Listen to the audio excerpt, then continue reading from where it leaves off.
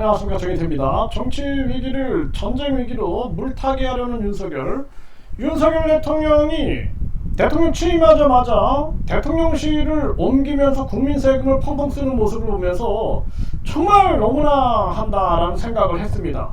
그 전까지는 조금이라도 기대를 했어요.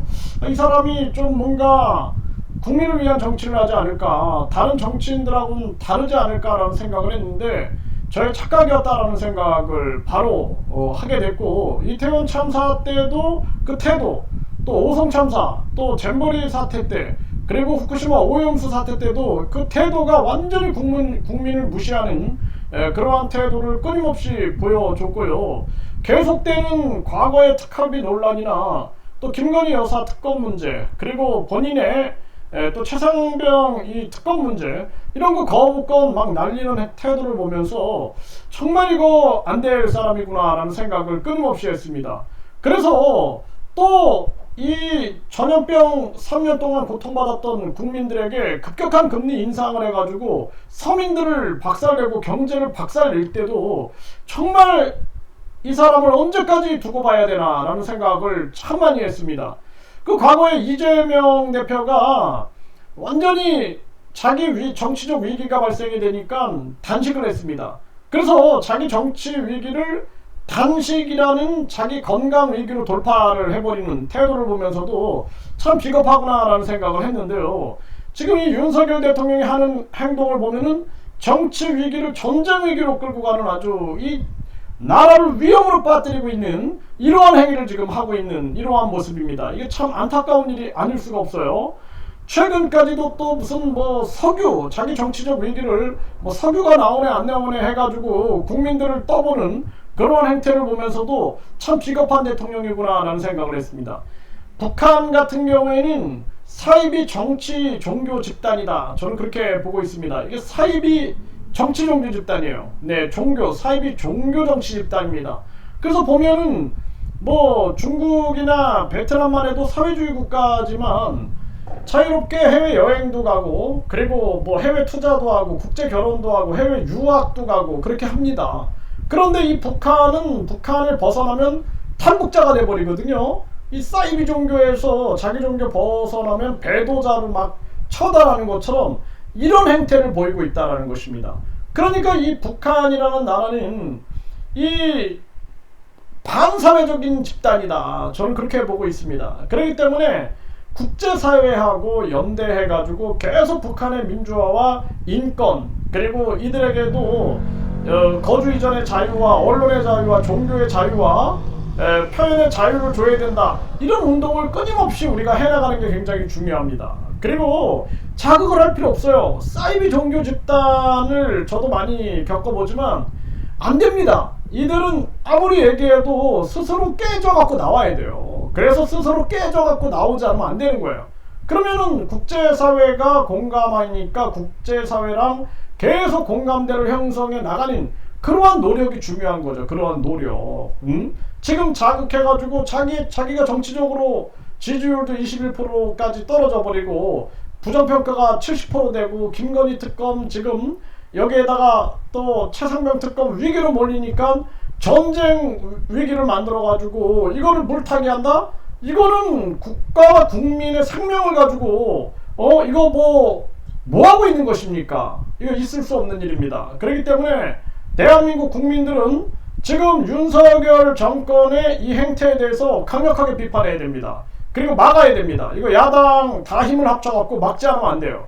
아니면 이거 전쟁 위기로 갑니다. 지금 미국 같은 경우에는 전쟁이 일어나길 빌어요. 인디언들 기후제 지내는 것처럼 전쟁이 일어나면 어떻게 돼요? 미국은 무기 판매하면서 자기들이 달러로 세계를 지배할 수가 있게 되는 것입니다. 그러니까 유럽에서 우크라이나 전쟁해가지고 결국 미국만 돈 번 거 아니냐. 그리고 또 이스라엘에서 전쟁이 터졌어요. 이스라엘 같은 경우에도 네타냐후 총리가 자기 정치적 위기를 돌파하기 위해서 전쟁을 일으킨 거 아니냐라는 비판을 많이 받았단 말이에요. 지금 이런 모습이 지금 펼쳐나가고 있다. 지금 한반도 전쟁이 일어나면 누가 좋아할까요? 일본 좋아하겠지, 미국 좋아하겠지, 대만 좋아하겠지, 중국 좋아하겠죠, 러시아 좋아하겠죠, 유럽 좋아하겠지, 우리 경쟁 국가들 다 좋아하겠죠. 결국에는 기득권들도 이제 다 도망가는 거야. 이제 미국 뭐 캐나다 유럽 쪽으로 싹 도망가 버리고 우리 서민들만 총알맞이 돼가지고 죽는 겁니다. 이거 정말 있을 수 없는 일이다라는 거예요. 지금 이거 상황 보게 되면은 이스라엘하고 아주 비슷하게 가고 있어요. 인기적은 네타냐후 정부 분열 가속, 새 전략 없으면 사퇴 선언까지. 이 결국에는 이 전쟁으로 지금 몰고 가가지고 이 상황을 돌파하려고 하고 있는데 얼마나 이 진짜 잔인한 것인가. 응? 이거 국제사회가 전쟁을 중단하라고 목소리를 외쳐야 되는데 이 미국이 은근히 즐기고 있죠. 은근히 즐기고 있고 그래야지만 무기가 판매가 되고 또 자기들은 새로운 무기를 개발하고 새로운 무기로 교체하고 그리고 달러는 쌓이게 되고 그리고 달러 가치가 올라가게 하고 점유율을 넓혀나가는 그런 전략을 쓰고 있는 거죠. 지금 6년 만에 대북 확성기 방송 재개 긴장 고조 책임은 북한에 있다 이렇게 얘기를 하는데 이게 지금 북한 저 사이비 정치 종교 집단과 윤석열 집단이 별반 차이가 없다. 저는 그렇게 보고 있습니다.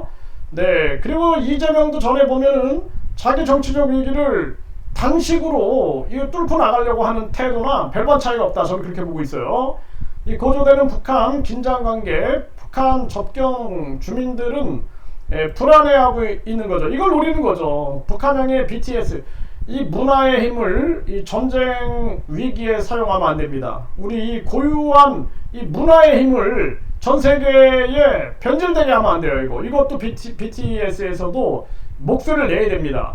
북한의 이명웅 노래를 보냈다. 탈북자 단체 전단 20만 장 살포. 이 탈북자 이 단체의 마음은 이해합니다. 네, 이해를 해요. 하지만 북한을 자극할 이유가 없다. 지금 대한민국은 경제 위기고 그리고 완전 서민 경제는 바닥을 치고 있는데 이거 누구 좋으라고 지금 전쟁 위기를 만드냐라는 거예요. 이건 안 된다라는 거예요. 그래서 국제사회하고 공조하면서 북한의 실상을 끊임없이 알려나가는 그러한 모습을 취해나가야 된다. 저도 통일부는 없애야 된다. 저는 그렇게 봐요. 그리고 중요한 것은 외교부가 전격적으로 노력을 해가지고 북한의 인권 그리고 민주화 이것을 국제사회하고 공조해서 끊임없이 만들어 나가야 된다는 거예요. 북한을 직접 자극해가지고 또 우리 문화의 힘을 여기에 이용하는 이러한 태도는 옳지 않다라는 거예요.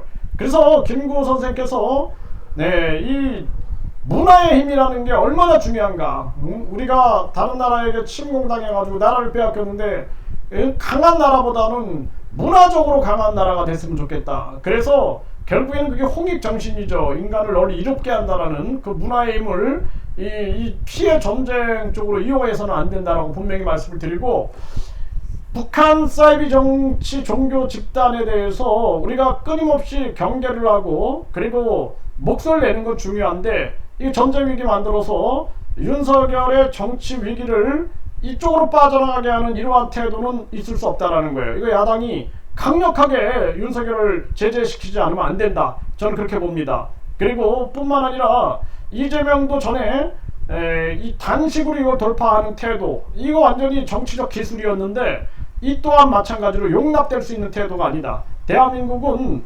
유권자 일정수가 동의하면 국민투표에 붙일 수 있는 국민투표 시민발안제 그리고 대통령 국회의원 국회의장 감사원장 중앙선관위 위원장 각 장관들도 국민들이 소환해서 탄핵할 수 있는 국민 소환제가 정착이 돼야 된다. 이거 대한민국 큰 위기로 지금 가고 있는 상황입니다.